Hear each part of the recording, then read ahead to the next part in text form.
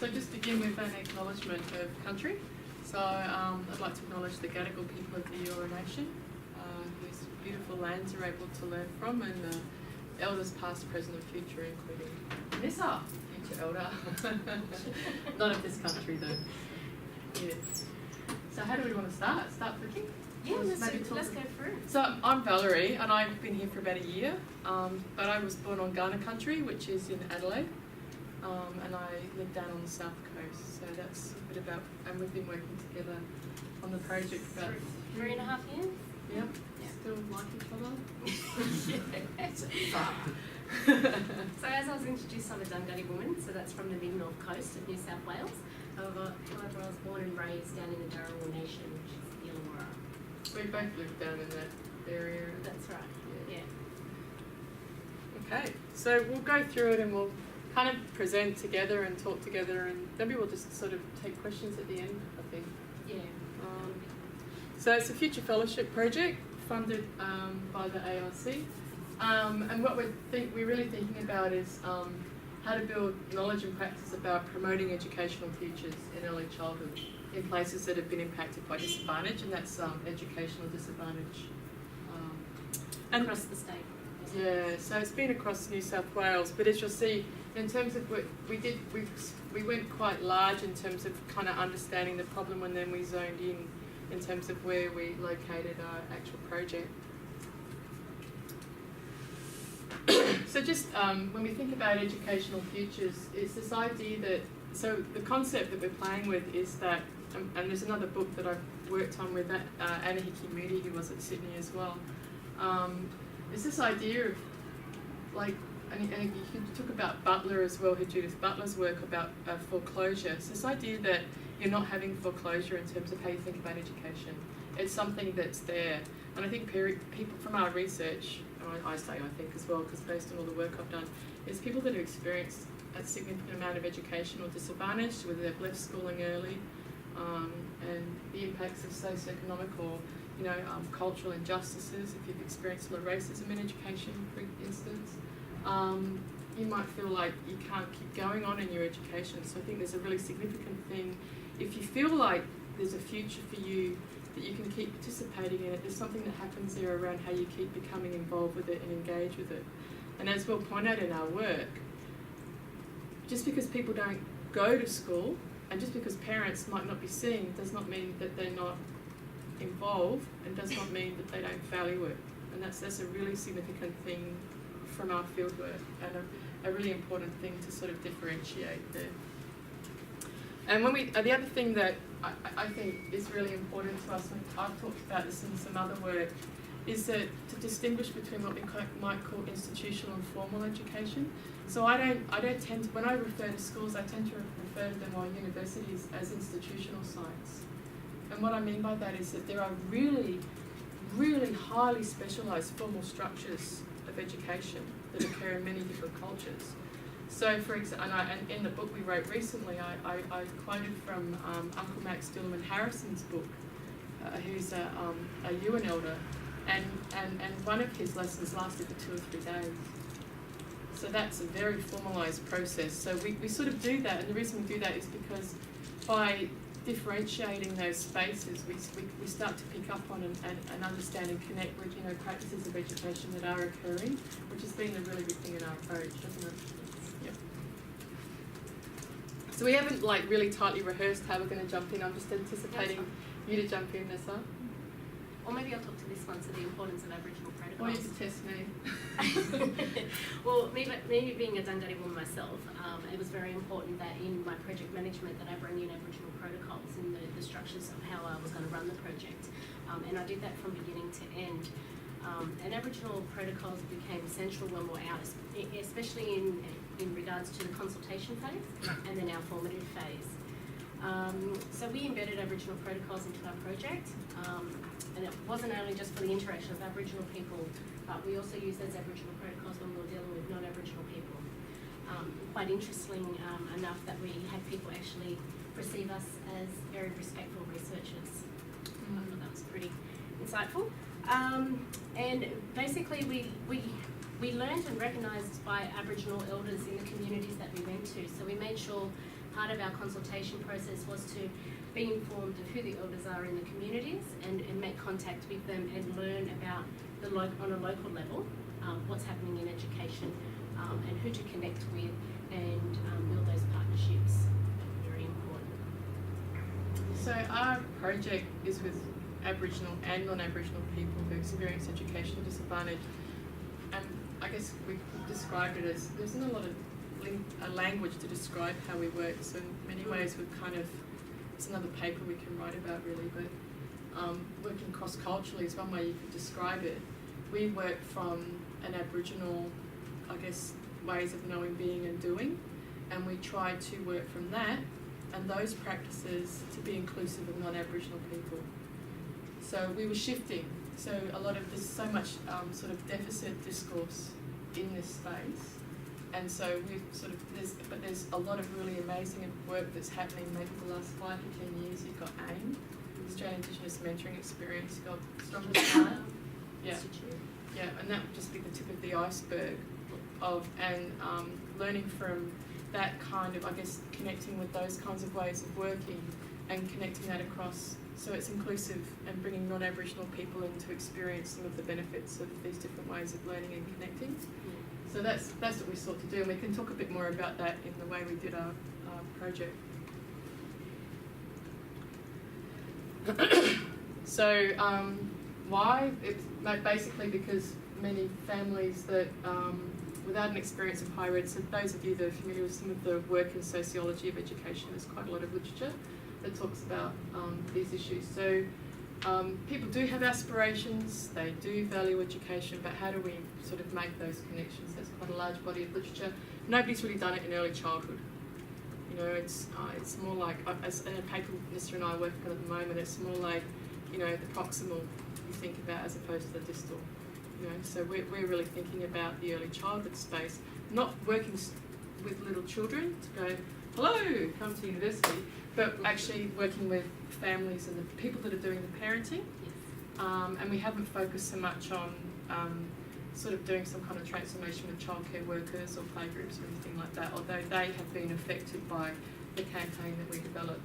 And as you'll see, what we set out to do was just to give you a thing of where we're going with this mysterious presentation. We adapted this modality called social marketing, which gets used loads in health, but very little used in education. So we kind of, and we also adapted it, not using as a theoretical kind of thing to lean it on psychology, but more to lean it on sociology. So.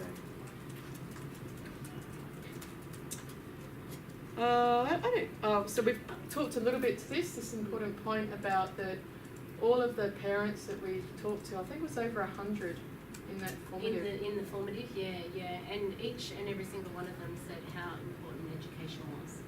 Yeah.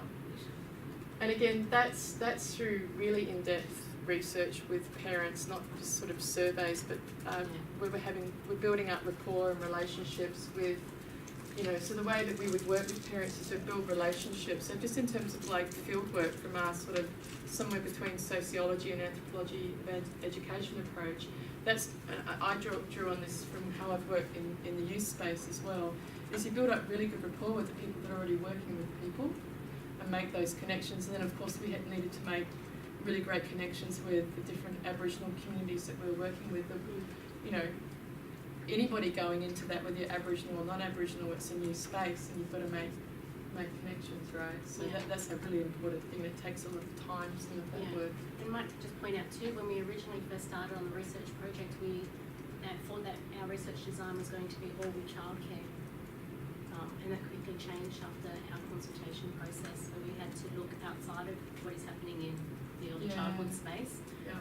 Include like community on a whole scale, include playgroups, health centres, to reach the parents. Yeah, because the parents that are experiencing education disadvantage are actually very hard people to connect with. So just through a childcare space isn't going to connect with them. So this is just some quotes just to back up our claim, and it's a good one because if you work in the sociology of education space with pre-service teachers, you often have needing to point out that parents do really value education. And you have to sort of get get below some of your own assumptions just because they're not turning up at parent-teacher interview night or something like that, or so-and-so's not doing well. If you actually get down a bit further, you find there's a really strong valuing of the education space, which is very important for us because we're trying to figure out, well, how do we connect with them in a way that promotes their engagement in educational futures and thinking about higher education. So you can see that there. I won't read it out. So this is our research design, which might give you a bit of a handle on it. So what we did was the longitudinal work sort of kept going all the way along, and we finished that after about 2.5 years, I think, 2.5 to 3 years, which was following a series of parents over time to see how they learnt about schooling with their children, if they had young children that were in early childhood. And over that 3-year period, we spoke to them on 4 occasions. Yeah, and that's in different sites in. Yeah, and we had about 150, I think, participating in the longitudinal. Yeah. So that's that arm of the work, and then the other arm of the work has been where we've been figuring out how to adapt social marketing. So social marketing, if you're going to do any social marketing, there's this big first step, which is you're supposed to do literature research and things like that. But you've got to start by doing what they call formative work, which is where you're identifying the problem, understanding your audience, working out who your target audience is going to be, and all of these kinds of things. And we adapted a lot of that. We've got a book that we're writing about it at the moment, so watch this space. So based on our formative work, we came up with, as Nissa said, we changed it from a focus that was really going to be about early childhood centres, you know, where kids go to we were bed. going to engage about 14 early childhood centres in our research design, but after consultation, a lot of childcare centres are actually heavily over-researched and do have a lot of things, and there's also a lot of parents that, in some instances, some areas that we went to, don't actually go to the childcare centre because they use buses to transport the children to and from the childcare centre. And then the other modalities that we had is that we had a community. We had 2 communities. One was our waitlist control, and on average the population there was up to 30,000. And then we had 11 supported playgroups in one particular area, and of the 11, 4 of them were Aboriginal playgroups with families that attended. More recently, we've been invited to bring our research into a New South Wales Public School Wellbeing Hub, which is opening actually on Monday is their launch. So we'll be rolling out the research in F12 modality.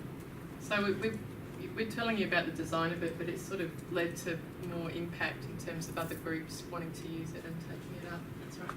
Yeah. And the community idea was that we realised that if we're going to get messages across to parents about,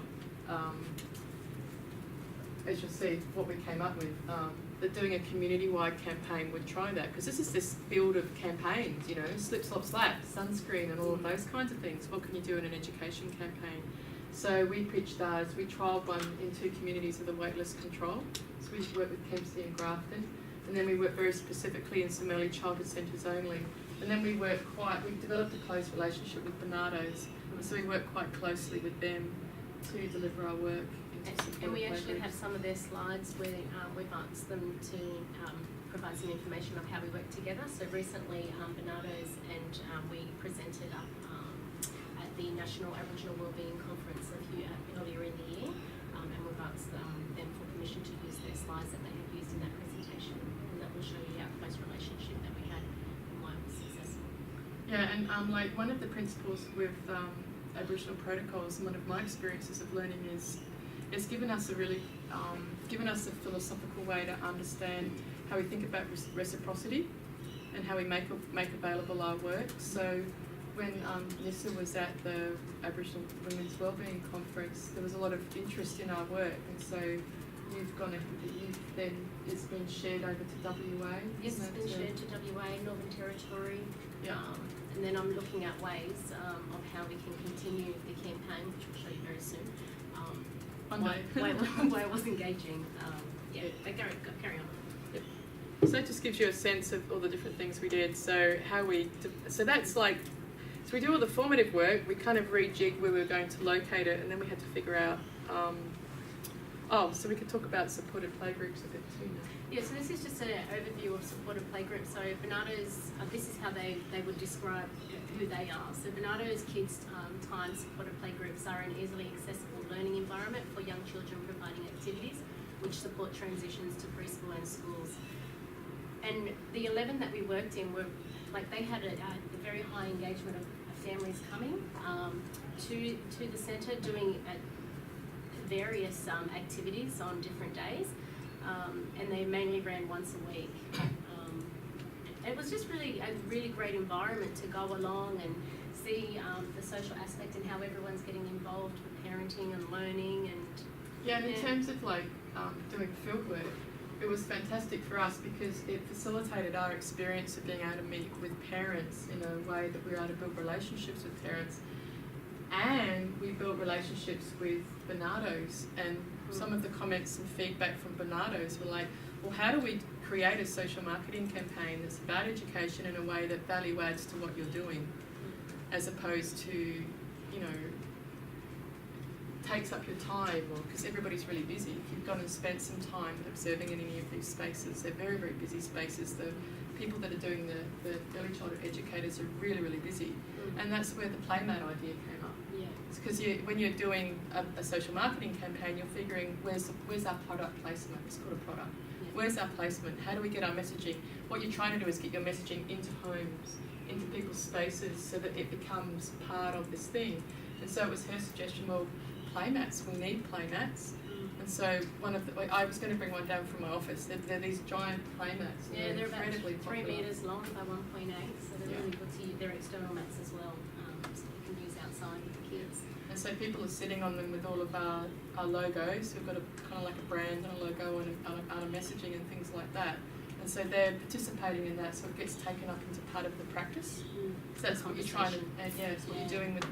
And so then some of the feedback, I'm jumping all over the place, but it's kind of interesting to tell the story this way, is that you find that sometimes when we interviewed the educators, they would say that they're building up, through our social marketing, they've built it up into some of their repertoire. You know, this idea that you'll get, which is what we were trying to do. It's this kind of that's a nice thing you can do with, there's lots of critiques of social marketing, but there's some really interesting other kinds of ways of thinking about it as well. I just want to point out this one here, how Playgroup is also a referral to other services.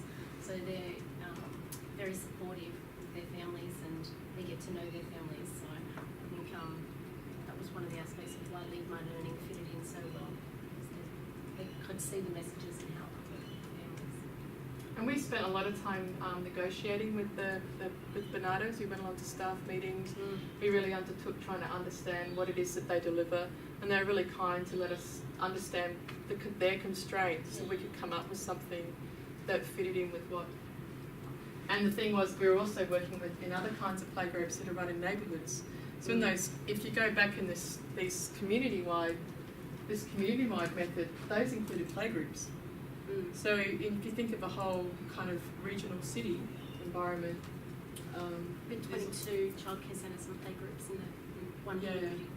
So we were doing sort of more ads on taxis and radio stations and things like that, but also product placement in actual playgroups. You sound like a marketer, right? Product placement. Yeah, we'll go on to the next one. Yeah. So, this is a parent-led campaign. So we use social marketing methodology and we adapted it using Aboriginal protocols and some heavy Foucauldian theory, of course, coming in. We also, when it came to developing and testing time, we varied away from the standard go out and test. We actually, I think we had about 4 to 5 iterations where we went back to the families that we were working with, and then we also narrowed it down as we were going through the design and focusing. So it wasn't everyone that was participating in our formative. We narrowed those groups down. So when you do social marketing, you're really trying to figure out what your target audience is, and then you really work with your target audience to try to figure out the most intricate detail of what your campaign is and your design and your products and everything, so that it is what they want. And it's really interesting. So that's what enabled us, and we refined that a lot more, so it became a parent-led campaign in terms of collaboration. Yeah, we made sure it was what the parents wanted. Yeah, which was it was really annoying, and we were really mentored by some terrific social marketers who are at Australian Catholic University, where at Wollongong, Kelly Andrews and Sandra Jones. So they were terrific in terms of, saying you've got to get to you're not the expert, they're the expert, which we really like methodologically. Kind of shifted that a lot for us. So a big thing in social marketing is segmentation.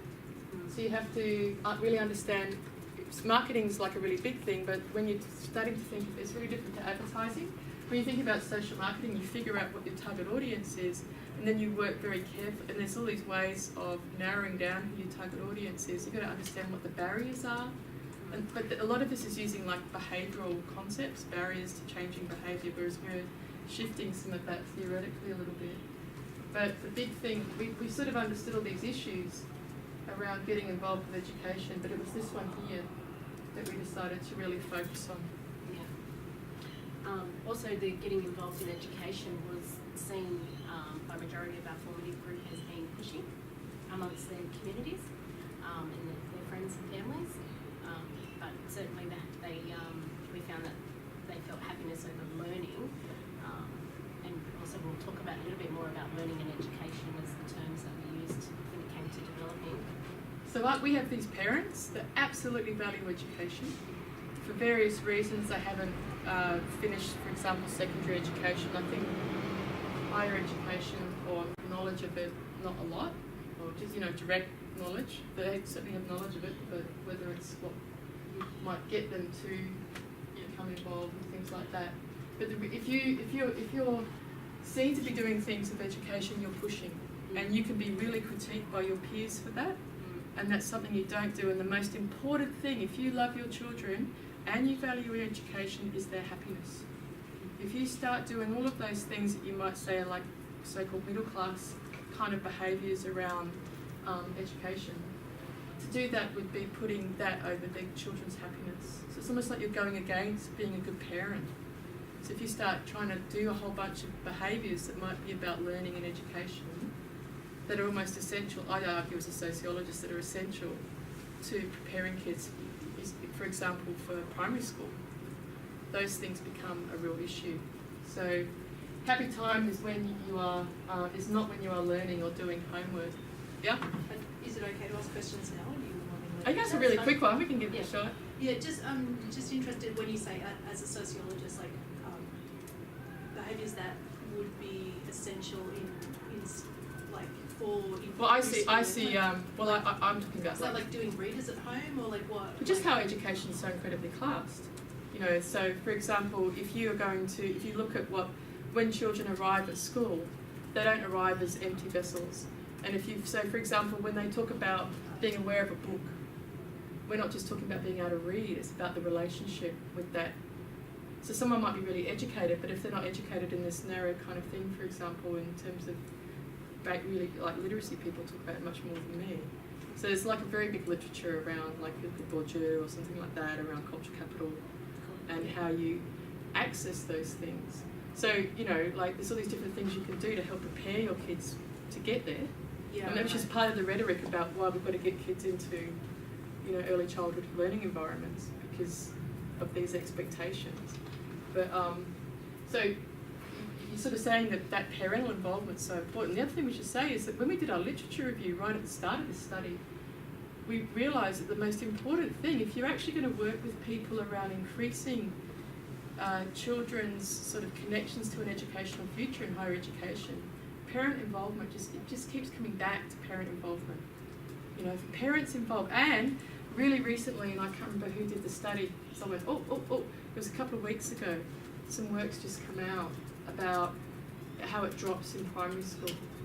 And you've got to really figure out how to build it up again, parent involvement. Why do parents become less involved? And I think that's kind of interesting because they are in their own way, but we've got to tap into things to work out the barriers that are stopping them from being involved in the school environment. But remember, we're working in the early childhood state with very young children. So there's this big issue about, that's quite a gutting thing to realise, I think, when we realised that happiness and learning weren't in their minds together. and at the same time valuing education. So so we quickly realised we can't use the word education in our social marketing campaign, didn't we? It's like, and they were telling us, do not use the word education. It's like, no-go zone, or school. Yeah, or school. Yeah. So, next bit of the social marketing lingo. Do you want me to jump on this? Or There you go. okay, all right. There's this thing called a proposition statement. So you've got to come up with a proposition statement. It looks like a few lines, but Nissa and I went crazy trying to figure it out. It took so long. It's the offer to the target segments. Remember our target segments, these people that have feeling like this kind of happiness and learning can't go together. We're trying to get people to think, yeah, it can, right? Learning and happiness can go together. So it describes the behaviour as, and this is in social marketing language, describes the behaviour as having greater benefits and lower costs, fewer barriers than the existing behaviour. So we're trying to create a marketing message to our target audience, and we need to create a proposition statement, because from our proposition statement we can start designing our social marketing materials. Okay? And we spent hours on sitting down and kind of thinking critically, like what we've learned from our format, what we've learned from the audience that we want to deliver the message to. And this is what we came up with. So this underpins everything that we've designed. So whenever we came to design advertising, sponsorship, marketing, products or anything, we always referred back to It had to fit that proposition statement, or we didn't. Yeah. So it is possible to lead your children's learning. It only takes a little time and it can fit in with everyday activities. You can encourage your child's learning without having specific knowledge of a topic, and it gives a child the happy experience of valuing and encouraging learning.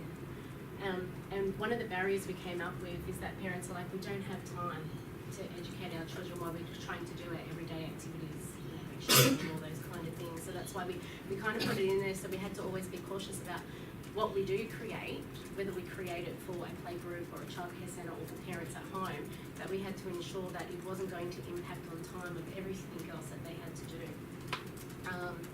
Other than that, we're saying that everyone can encourage a child's learning, and you don't have to have a specific knowledge of a topic to give a kid a thumbs up or a pat on the back or a big smile or say, you can do it, just try again.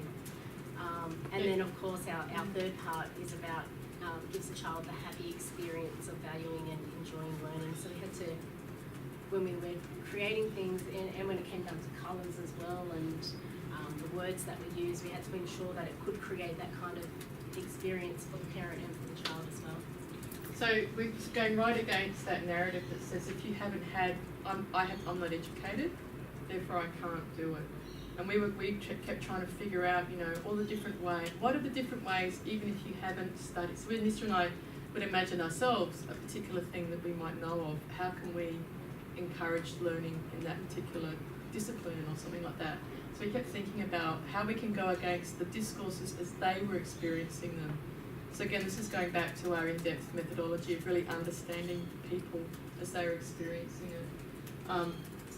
it. So we wanted, and you can, I think that's everything. I was just thinking of something else, but I was just holding it. Okay. So design, So this is our logo. So we actually engaged with an Aboriginal organisation that did the production of, we first engaged them with a design brief from our formative study. And they actually had an artist, John Raymond Johnson, who's an Aboriginal man who came up with this logo here based on our brief. And as you would have seen from the proposition statement and segmentation, our parents were supportive and nurturing. And they came back with 4 different logos to go back and test.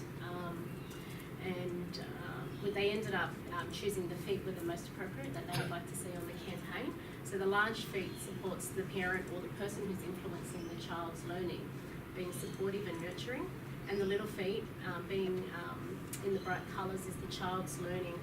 And when we went out and tested the logo, when we went back for a second and third iteration, it came back from, particularly from non-Aboriginal parents, is that they were kind of feeling a little bit secluded because it was very Aboriginal, they would say. They were saying, Yeah, so they were saying, and we wanted it to be inclusive of Aboriginal and non-Aboriginal people, but we also want to have the strengths of the Aboriginal people. So what we did is we discussed putting in colours. I should have probably bring that up in a bigger one. You'll see it when we go through to the next slide, I think. So we ended up putting some colours in there, and you can't see on this logo here, but probably on the next page, I think it's quite larger. We have little dotted colour dots around there, and they represent all nations. If you flick over to the next slide, Valerie, I think it's... There we go. So this is the logo here. And this is actually our clear message poster. So we ended up with 3 different posters. This one here is just the clear message that everyday activities are opportunities to share and encourage learning. So if you think back to our proposition statement, we're saying parents can lead your learning. And again, that And you took could, a lot yeah, of thinking and bouncing ideas back from Valerie and I when we got together to do our thinking. So in social marketing, you do that proposition statement thing, and then you have to come up with what's your clear message, and that's, you obviously don't tell, your proposition statement's more for you. The clear message is what you're giving to the target audience that you send out, and then you, so that's, and that comes from that, and these are our 2 things that we're hoping to reinforce or increase. There are sharing 2 and main encouragement. concepts within the campaign. And the other thing that was really important, we realised, the Lead My Learning concept was parents did not want people like me. I counted for 0. Hello, I'm a professor at a university. I'd like to tell you to share and encourage your learning. Be like, go away. But they will listen if it comes from their children, right? So, and that's it. And actually, if you do some observational work and you watch really clever people that are facilitating playgroups, whether it be at the supported ones like at Bernardo's, or if it's at a family playgroup, you see people who they're not telling parents what to do. They might be doing things and the parents are observing and joining in, or they're doing things together, and so they create spaces where you listen to the children, and so having the call coming from the child was key for us. So I know this like child-led learning as a whole philosophical thing, and someone's asked us about that in our presentation, but that's why it's Lead My Learning, because the child's actually saying, hey, lead my learning, which is this call for the parent to be involved and to do that. What was the slide before? Should we quickly look at that? Well, that was just the messages. So Okay. we deliver the main campaign, everyday activities, opportunities to share and encourage learning. So the messages is to enhance parents' beliefs and attitudes towards education. The sharing and encourage learning moments help the children enjoy learning, to feel strong about learning, and importantly, to be keen to learn and explore learning relationships. So the 2 concepts that we're saying is our main part of our campaign is to share learning, is to talk about the how to learn. Also describing things as you can see them sharing information and the children watching while you learn. So we'll talk a little bit more about learning through observing and pitching in. But the encouraging learning, that's just basically giving acts of encouragement, like I said before, a big smile, thumbs up, positive reinforcement, and it just praises for trying. Yep. And then we built resources based on those concepts, which will go forward. So, as we said, leading learning into everyday lives, that it's accessible and free. So we made, that was a main thing as well, that any products that we do create is going to be free and accessible for parents to access. And everyone can lead learning and contribute to a child's educational future. So this is one of our sharing posters, and we had 15 different posters, and all the photos that you do see are people from the communities that we worked in. They didn't want anyone famous, so I was kind of hoping we'd be able to get like famous people, like Deborah Melman. Yeah. Deborah Melman fan.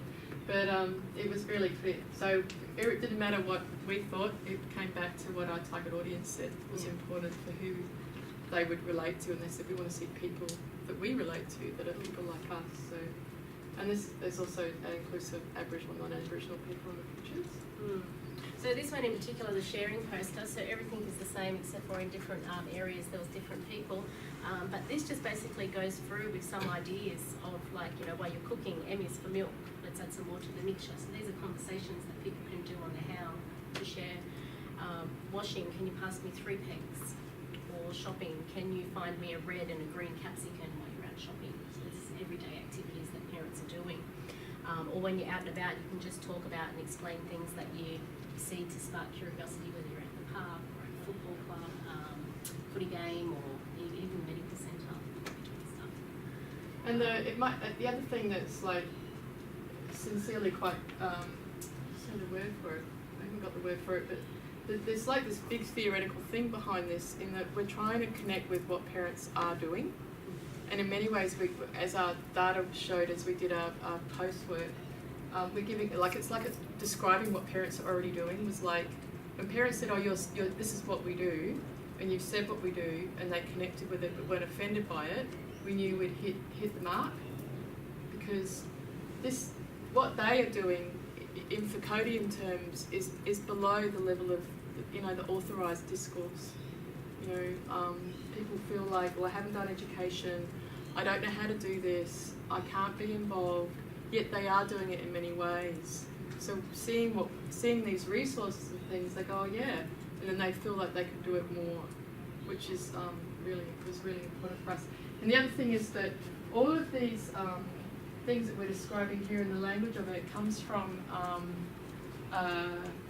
we use work that's from North America called Learning by Observing and Pitching In, which is work that's been done with First Nations people in the US and also in South America to explain and articulate a way of learning, which is, some people might, I don't want to actually use somebody else's language, so I'm not going to do it. It's from a community I'm working with, from CUNY. But just because I've been said I can talk about that. But like, so learning by observing and pitching in is actually a really, really hard thing to do with your little kids. Like, we've got little kids, and it's kind of interesting to figure out how to do it. Like, you've got, I think, and it's a long story we could even share about that, isn't there? But like, this is where children really learn how to watch, and they connect in with actual activities that parents are doing. So it's not like, right, now is our education moment. Come and sit down. I will emulate a classroom. Now let me teach you something. It's not that at all. It's actually in a parent's daily activities, what they're doing, whether it be hammering nails or whatever it is, the children are involved in it. So we took that practice and read about that practice, and we thought about it. We thought a lot about, Innes got a lot more experience around elders than I have, but also in the elders experience we had with them during the project, wasn't it? And we really thought about that, and then we tried to provide all of this in ways that connected with that understanding around learning. So we were sharing that, so I think Aboriginal parents would have got that a lot quicker. I wouldn't really ask them that so much. No, but from our post yarns that we did have, a lot of the Aboriginal families that I spoke to did talk a little bit more about that a lot quicker than the non-Aboriginal families, whereas I had pointed it out and then it was like, oh yes. Yeah. So there was a lot of stories that came through in our post yarns of Aboriginal families where they were saying, oh yeah, my kid can do this, and they're 6 years old and they can cook an egg, and I've showed them once and they can do it, and it's just what Aboriginal kids do. Like, I think we've got a quote that says that. I've got it in this one, but when the it was Aboriginal father actually, Dunghutti man, said that's just what Aboriginal kids do. The amount of what we describe as teaching that goes in to the very young children being able to do such a complex task, and how, like, just to be able to do that and to get to this point where the children have really learned through this observing and pitching in methodology is real. It's just incredible, isn't it? It's quite mind blowing. So that's also woven through this. So again, this is about our share. We say that everyone is an expert at encouraging learning, and in a lot of our products, we do always put in there some acts of encouragement. And then we have a Facebook page that when we're rolling out the campaign, we put up different acts of encouragement that people could do, or we try to get conversation going on there, like a few competitions on our Facebook site to win one of our play mats, because everyone contacted us to buy them. So I purchased some more, and then did a lot of competitions online where I could spark up conversations between different communities and different parents, and just by saying you could win a play mat by just letting us know what kind of acts of encouragement have you done this week or something like that. It was quite effective. And this was a winner. This was the RA that came up with the Z-Fold. Yeah. wasn't it? Yeah, our research assistant that we got on board to help with the marketing came up with that we should create just a small little information booklet, just in its pocket size, and it just has all that information on both sides. With everything written using that LOPI, learning by observing and pitching in, kind of language of way of saying it. Just put some on the tables for you.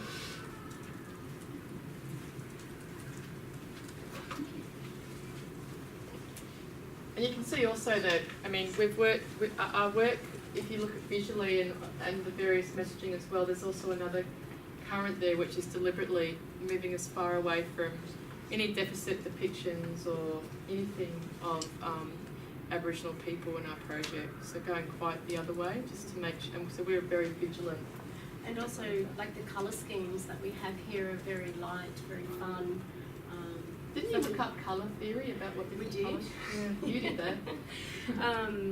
But yeah, like going back to our proposition statement, it needs to be fun, it needs to be engaging. So parents didn't want a resource to say, you do this and that, this will be thing. This is, the way we bring it across is that everyone can do it.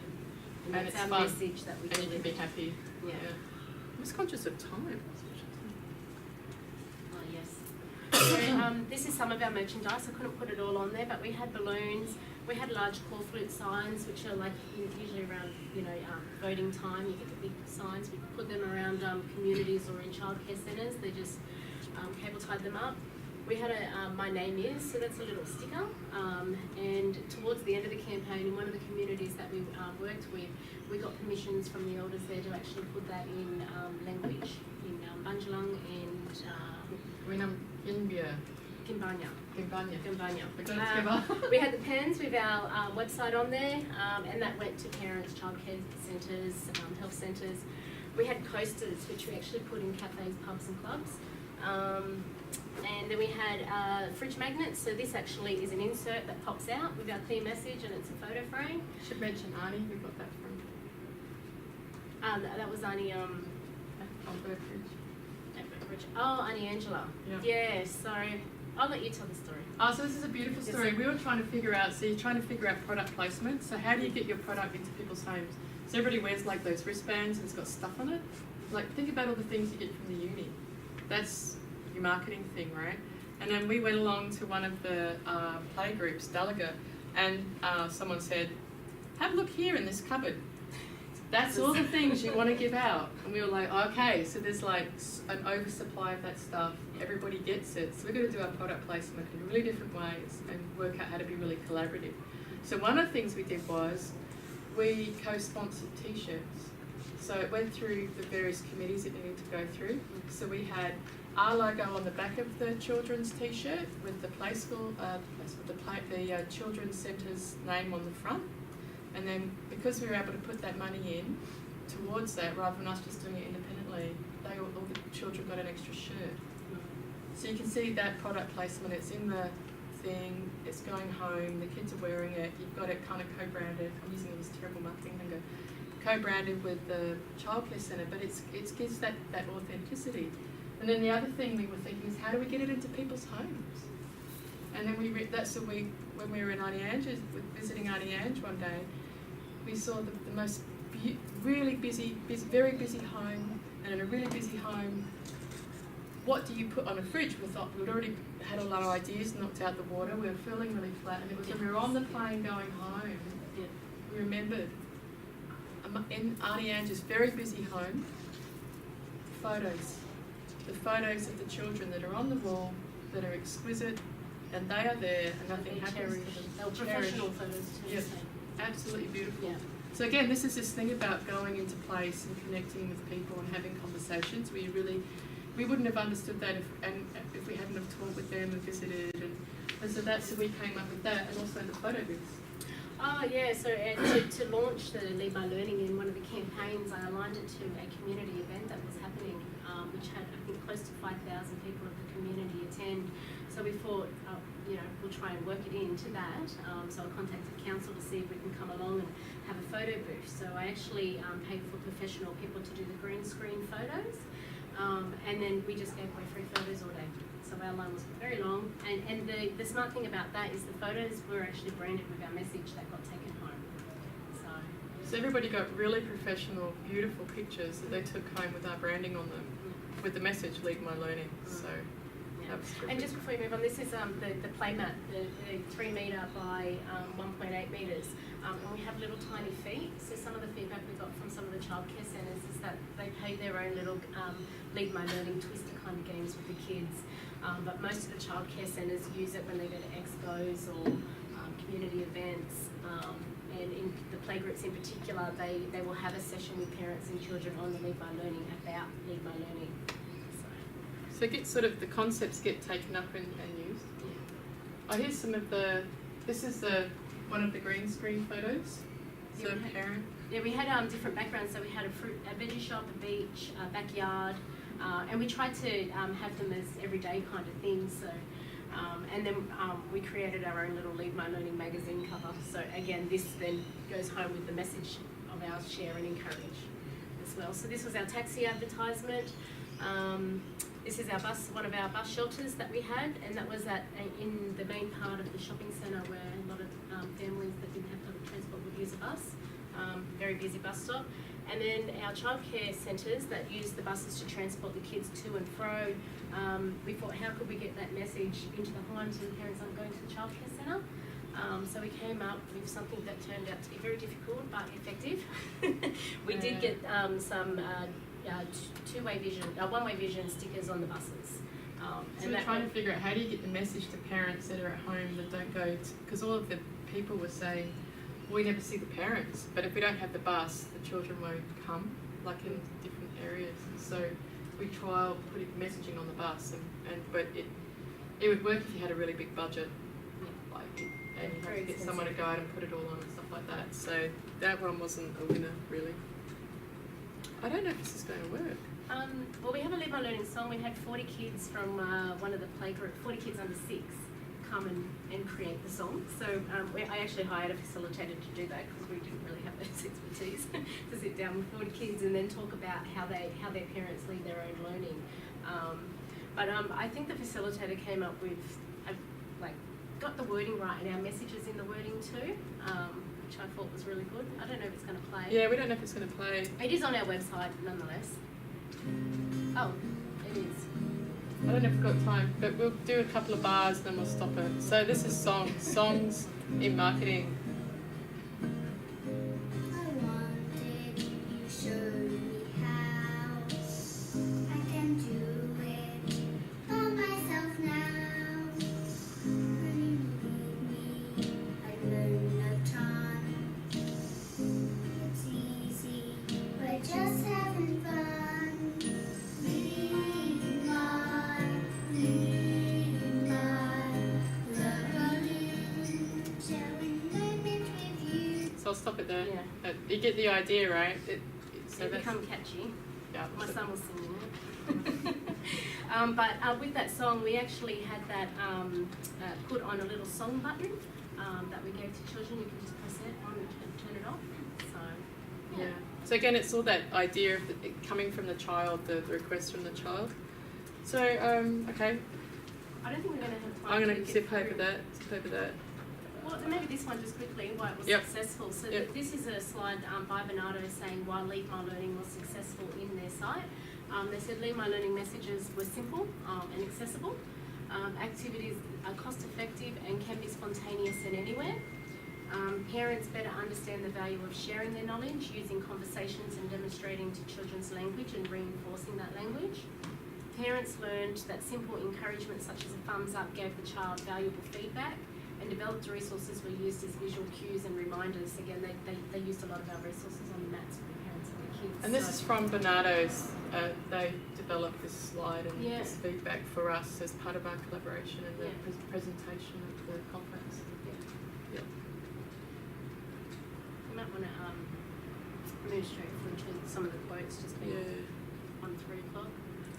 Oh, this is just quickly one of the outcomes. In one of the regions that we work with, they've asked us if they could use some of the Lead My Learning messages in a children's book that they're doing. So they're going to release a series of 3 books, and in the first book they've used some of our Lead My Learning, and then in the second book they're going to use it all, which is quite exciting. And it's all about learning and education in the community. I'm just going to slip through that. So, it's these that I was thinking were interesting to show from.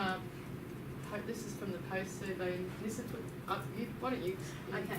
So one of the main questions that we asked, we did a pre and post survey, and in the surveys we asked one of the same open-ended question, which was we're interested in what you think you can do at home to help your child learn, and we asked them to just write 1 or 2 sentences, nothing too big. So here you'll see in bold is what they responded as after they had seen the campaign. So before the campaign even went out, they did the pre-survey. So this particular person wrote reading every day with them. But after they had the campaign for a 12-month period we rolled out, their response in the post-survey was let them help in the kitchen, measuring and getting ingredients, helping with handing and folding out washing to sort our clothes. So you can kind of see that I think in this instance, some of our messages have got through with some of the activities that they could do. In this case, simple experiments are fun. We sing and read and play games that all teach different things.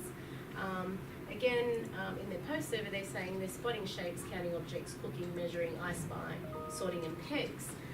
So in this instance, you can see, like we've always said along the way of our campaign, is that parents do lead their kids learning.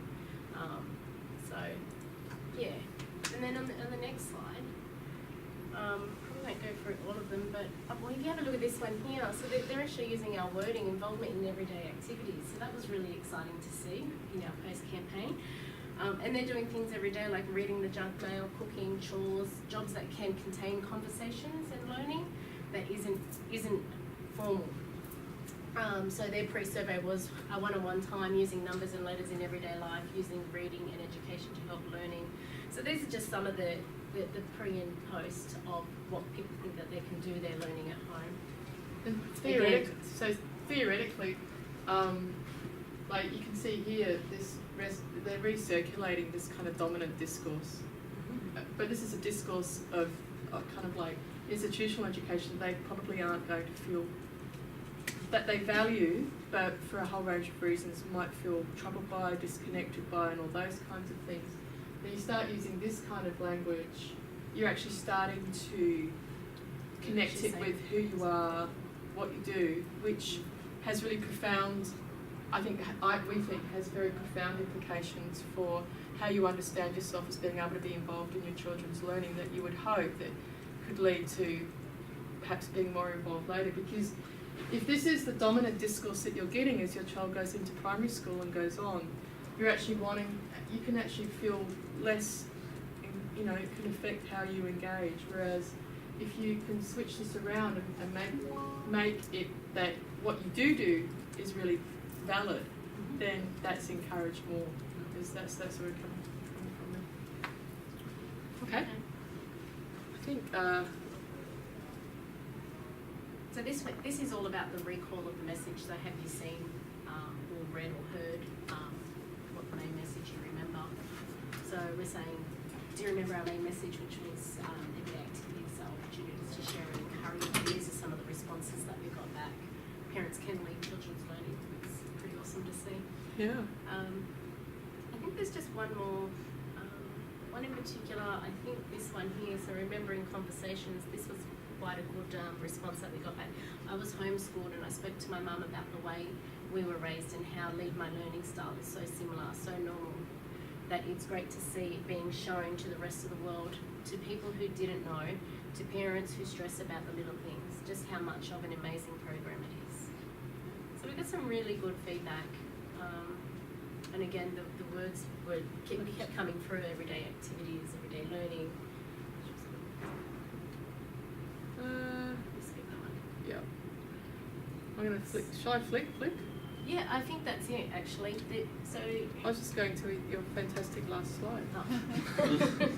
So this was one of the green screen photos that we got with the launch that we went through. I think we gave out over 500 photos that day.